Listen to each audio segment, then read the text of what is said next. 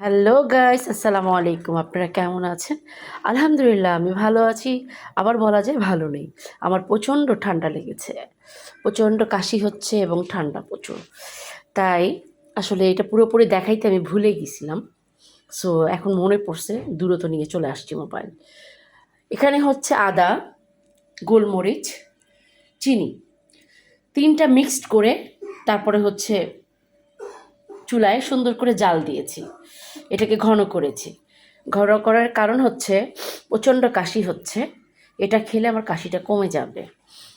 যারা হচ্ছে আসলে আদার রসটা তো অনেক কাজের। কাঁচা আদা আমরা যারা খেতে পারি না তাদের জন্য এই উপায়টা। এইরকম করে খাওয়াটা খুব মজা লাগবে। চিনি দেওয়া, গোলমরিচ আছে, আদা আদা আদা ব্লেন্ডার করেছি।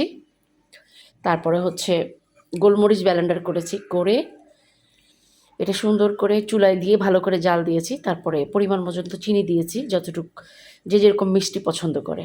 আমি একটু বেশি মিষ্টি পছন্দ করি, এই কারণে দেওয়া। সো মিষ্টি দেওয়ার পর সুন্দর করে জাল দিয়ে এটাকে ঘন করেছি। আঠালো যখন হয়ে গেছে তখন এটাকে নামিয়ে নিয়েছি।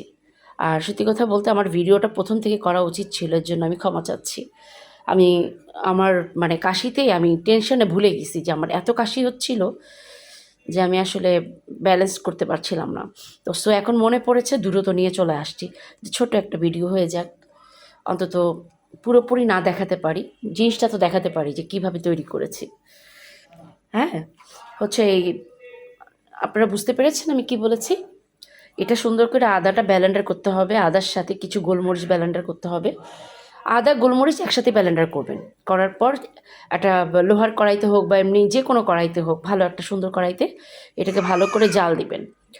জাল দেওয়ার কাছাকাছি একটু পানিটা শুকিয়ে আসবে, তখন কিছু যে যেরকম মিষ্টি পছন্দ করে সেই মিষ্টিটা তখন এটার ভিতরে দিয়ে দিবেন। আমার ভয়েসটা ব্যতিক্রম লাগছে তাই না? আমার ভয়েসটা প্রচণ্ড ঠান্ডা লেগেছে, আমি ঠিকভাবে কথাও বলতে পারছি না। আমার ভয়েসটা একটু ব্যতিক্রম লাগছে, আমিও নিজেও জানি। সো এই হলো ব্যাপার, যে সুন্দর করে চিনি দিয়ে এটাকে ঘন করে তারপরে নামিয়ে রেখে ঠান্ডা করতে হবে। ঠান্ডা করে আস্তে আস্তে এটা হচ্ছে এরকম, যে যেরকম শেপ দেয়, কেউ ছোট ছোট করে শেপ দিচ্ছে, কেউ চারকোনা করে শেপ দেয়। যেমন আমি শেপ দিচ্ছি হচ্ছে একটু গোল করে।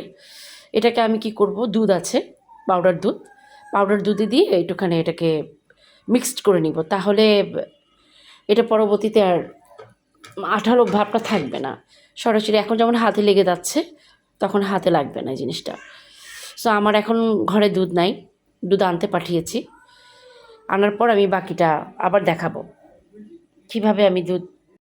হ্যালো গাইস, আবার চলে আসছি। সেই পাউডার দুধ নিয়ে আসা হলো। আনার পর হচ্ছে এই যেগুলোতে আমি ছিটিয়ে দিব। ছিটিয়ে দেওয়ার পর এগুলো একটু শক্ত হওয়ার জন্য, জাস্ট একটু শক্ত হওয়ার জন্য আর কি, খেতেও ভালো লাগবে। শক্ত হওয়ার জন্য এগুলো একটু এভাবে করে আঠালো করে নিলাম আর কি। ওটা না দিলেও হয়, তারপরও দেখতে আমি যেভাবে করলাম এভাবে আসলে আমার কাছে ভালো লাগে, এই কারণে এভাবে করে দেওয়া। তো আপনারা যদি করেন আপনাদের ইচ্ছে মতো করবেন, আর যদি দিতে চান তো দিবেন, না দিলে আঠালোটা একটু বেশি করে নিতে হবে, তাহলে আর দুধটা দেওয়া প্রয়োজন হবে না। এই হচ্ছে আমার কাশি হলে যে জিনিসটা খাবো, আদা তৈরি করা হয়ে গেল আমার রেসিপি। সো আপনারা কিভাবে কি করবেন অবশ্যই আমাকে জানাবেন। আপনাদের এগুলো দেখে আমি নতুন করে কিছু শিখব। তো ভালো থাকবেন, আসসালামু আলাইকুম। ভালো থাকবেন, আসসালামু আলাইকুম।